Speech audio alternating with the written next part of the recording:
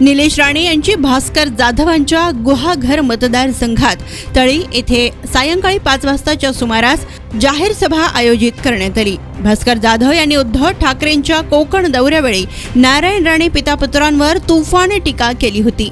त्याला उत्तर म्हणून निलेश राणे यांनी गुहामध्ये आज सभेचं आयोजन केलं आहे।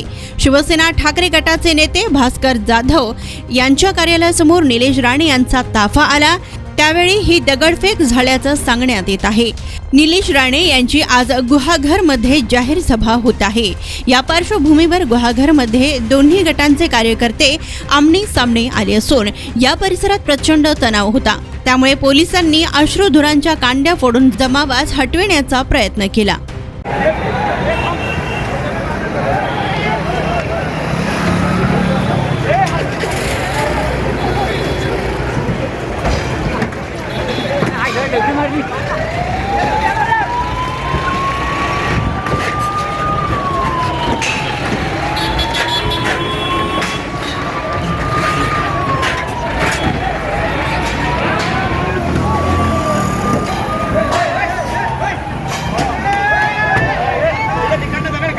काय करताय काय